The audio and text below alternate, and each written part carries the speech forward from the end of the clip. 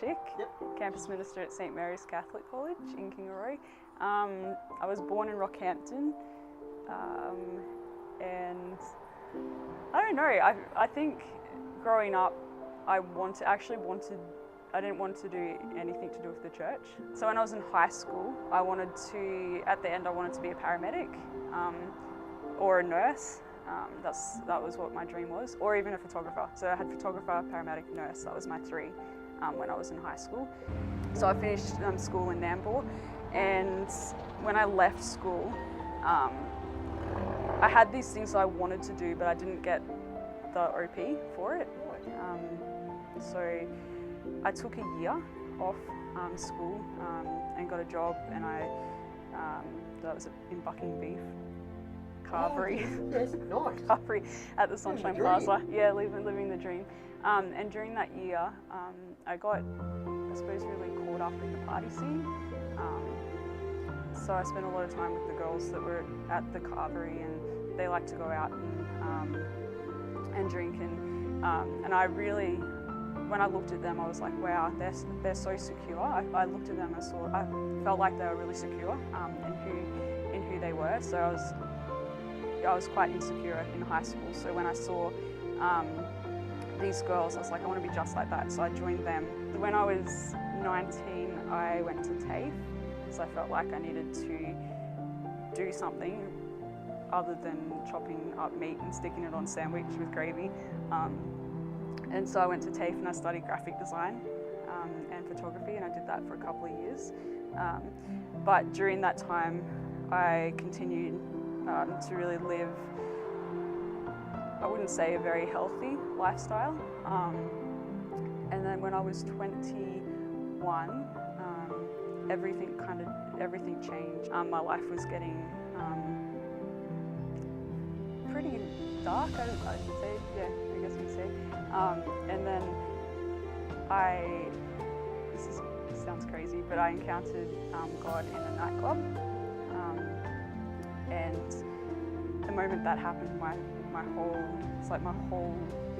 life changed in that moment. So since that year, so that was 1 year, I came back from NET, and the door for campus ministry opened in a school on the Sunshine Coast. So I did that for a year, and that was a very challenging year, I suppose a new well, I was Catholic my whole life, but this new founded relationship with God, I found it quite challenging to step into that sort of job. So I was only there for a year. It was really hard, and I left that job not actually wanting to go back into ministry. Wow. After that, I was like, I'm done. I don't want to do campus ministry. And so I felt like I started a new phase in my life of trying to work out and discern where I was called to be. So I left work for a year, and I spent that year in Brisbane volunteering with some Franciscan Capuchin friars. They look like Jedis with their habits, and they did work with refugees, so I'd help out with that.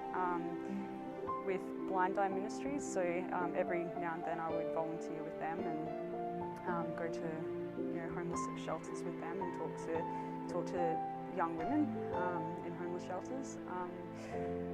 And what else did I do in that year? I went overseas in that year. I walked the Camino de Santiago. So I walked across Spain, 900 kilometres, and it took a month and a week to walk that. And so in that year, I suppose I learned a lot more about myself and about what God was placing on my heart, where He was calling me to. And then after my year in Brisbane, I started to feel a call to religious life, so to become a nun. So I did a year with the Sisters of the Immaculata in Tasmania, and that also was a really challenging So why year. did you find that challenging? It was very, without dishonouring, beautiful, but like challenging in a very beautiful way. And I recommend any young lady to do it. Yeah, it's strict. It's strict, but it's also quite she's my like purifying almost. So it's like all those things, all those wounds, all that brokenness, all that insecurity, all those, I suppose, ugly parts in your life tend to come up and out during that time because it's so intense. You don't have the distraction of social media or TV or any real distractions, and it all came out. Yeah. So it all came for 10 months. 10 months, and I was ready. I was ready to join them, to receive a blue habit, and the white veil, and then the door closed on that calling. So I felt like God was asking me to follow the desire of my heart, and that was to get married. So yeah, so the Mother Superior confirmed that, and I left the convent. I think I had when I was in school, I had a lot of fear, a lot of insecurity that silenced me. So I was too afraid to speak out, afraid to build friendships and relationships. So I had a lot of fear when I was in high school. But I guess through, and actually specifically through female relationships outside of school, so women, the sisters in the convent or women in different Christian churches mentoring me and journeying with me and praying for me and praying with me has really helped me to, I suppose, find freedom in who I'm created to be.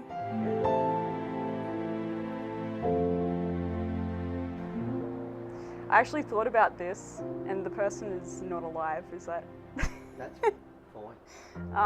And John Paul II, he came to mind. John Paul II was a pope, and was pope when I was a child.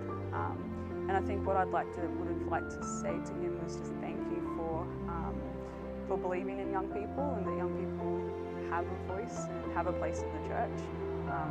Yeah.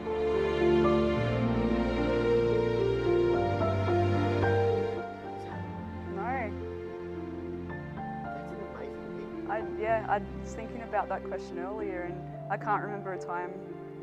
I think I've been lucky enough to see strong women in amazing roles, and so being able to, for them, I suppose they witness to me, and I go, okay, if it's possible for them, then there's no boundaries.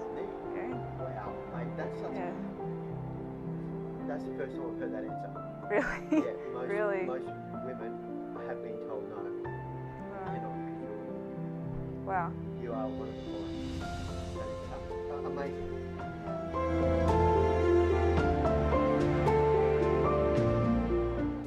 To an 11-year-old Shiki. 11-year-old. What grade are you in when you're 11?